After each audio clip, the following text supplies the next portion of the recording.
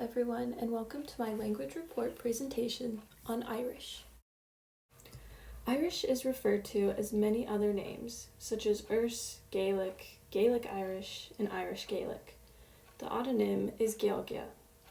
The genetic classification, according to Ethnologue, is Indo-European, Celtic, Insular Celtic, Goidelic, then Irish, and the typological classification is verb-subject-object. Looking at the graph to the right, it might seem counterintuitive that there is a large number of speakers, but it's considered endangered.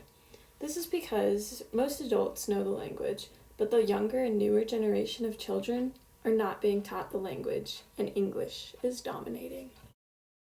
Within Ireland, there are 1,171,000 speakers of Irish, and of that, 141,000 are L1 or native speakers, and 1,030,000 are L2 or second language speakers. For the entirety of the world, there is a total number of around 1.2 million speakers, and 170,290 are L1 speakers, and close to 1 million are L2 speakers. Irish is spoken all throughout Ireland, including in Cork, Donegal, Galway, Kerry, Mayo, Meath, and Waterford counties, as well as Western Isles and northwestern and southwestern coasts. The dialects in these areas differ, with Munster, Leinster as Southern Irish, Connacht as Western Irish, and Donegal as Northern Irish. According to the 2016 census, 10.5% of respondents reported that they spoke Irish daily or weekly, and only 4.2% use Irish as a habitual means of communication. Here is the little history of the language and how it became endangered. During the 17th century, Irish began seeing a decline in prestige and use because of the dominance English began to have within the country. By the mid-19th century, there was a drop in number of speakers because of the famine. This famine led to emigration and immigration because of British suppression. Revival efforts began in the late 19th century with the foundation of the Gaelic League in 1893.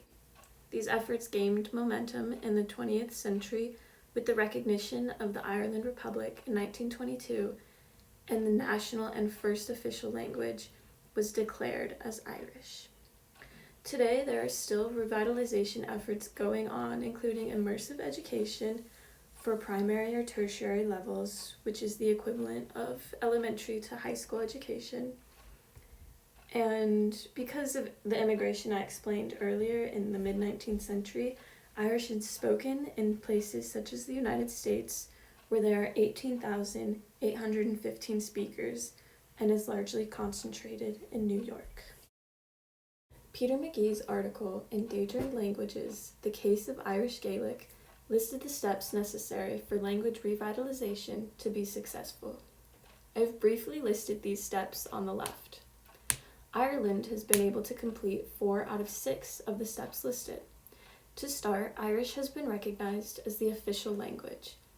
There is a standard form of the language with multiple books available that go into detail of the grammar. 143 schools with 45,184 students and 21 secondary schools with 13,848 students use Irish in the classroom as a means for instruction.